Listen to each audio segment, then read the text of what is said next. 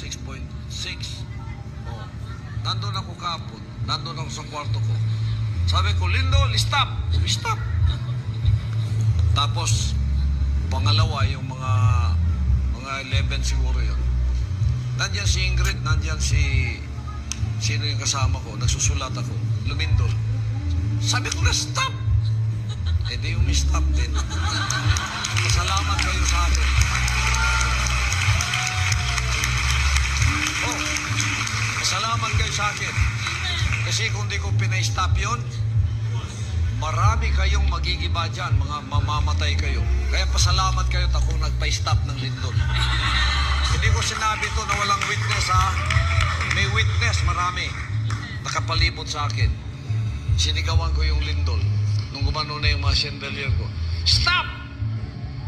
Sabi ko na, stop! Stop agad. Sabi ni Sterleton, oo nga, no? Yung pangalawa, ganun din. Pasalamat kayo sa akin, napa-stop ko yung lindol na yun.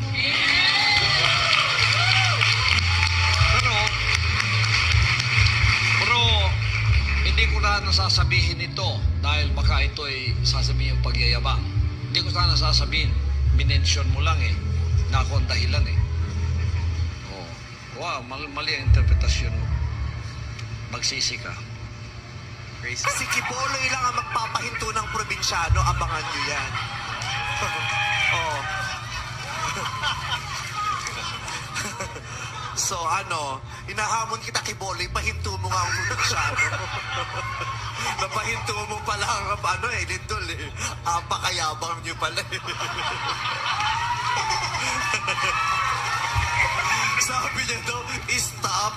Sige nga, punta kang gitna ng EDSA, stop mo yung traffic doon. Lindol lang yung pinay-stop ko.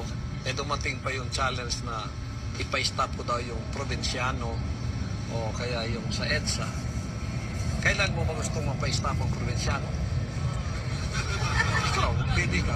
Kailan mo gustong i-stop? 1 buwan, 2 buwan, 3 buwan, 4 na buwan? Ikaw, pwede ka. Pagka sa 4 na buwan, hindi lang yung probinsyano may stop. Pagka pati yung network mo, stop na yan. So kayo, pag kayo nasa entertainment at masyado na kayong sikat, pati yung network ninyo masyadong sikat, think about helping humanity. Think about being an example to others. Think about being an example to the next generation. Pero yung challenge mong yun, hindi lang ako nakarinig nun, kundi ang Diyos nakarinig nun.